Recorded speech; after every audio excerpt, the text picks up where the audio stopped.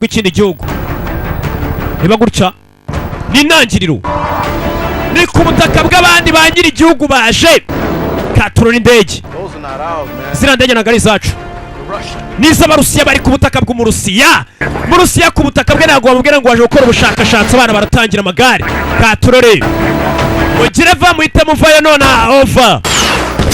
Sasa Umurusiya yaje, Umurusiya yimanukiye ku butaka bwe. Katurore abana ni babiri, yari ari gukora ubushakashatsi bwe. Zino sample tugomba kuzirinda. Bwana tugenda Electro Scott, izo sample zireka icyo kibox gisigaye. Umukobwa ntabwo yasiga sample. Katurore siga izo sample kuko ntashaka kuzisiga. Babiri bari bamurinze no ba Sasu sa mwana avuye. Katurore kajugujugu z'Umurusiya zamanutse. Umunyamerika yari ari ku butaka mu buryo butemewe, araza agaparika hafi ku nyanja yenda kohereza abasore. Umwana ya mbere arayiha, umwana arayiha. Katurore muganga ari kuvuga ati zino sample ngomba kuzitwara. Tugende Electro Scott ashaka gusiga sample ze. Pakirano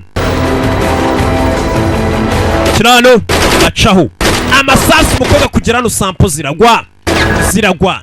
Ari mu bushakashatsi bukomeye cyane, uburyo amagara abayobozi bakuru b'igihugu bakamubwira ati misiyo tuyongereye iminsi, abandi bari butahe.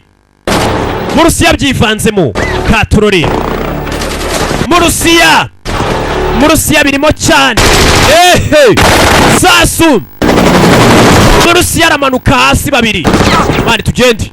Sasu umunyamerika ku Murusiya ku butaka bwe. Sasu hasi. Kajugujugu yindi barayiha. Bana ni babiri baratojwe. Ya kabiri hasi. Katurore abari hano urabona ntabwo baryamye, kure imbunda zabo barazana n'indwanyi zo ku mazi. Nagira ngo muzamure imbunda, izo kajugujugu muzibishyire hasi. Dore imbunda, dore igikoresho. Kumbe hano rero bagiye kurasa, muganga bamufite mu gipimo, baramushyira mu gipimo. Yambwira tabara, bwira tabara. Ibizi yaduye izi nambwa ziba zizi ubwenge. Menya umusirikare uri ku ruhande rwawe n'utari ku ruhande rwabo, zizi ubwenge, zaratojwe. Hano rero bafashe akiri muzima. Katurore Captain mwitegure, ziri kuza.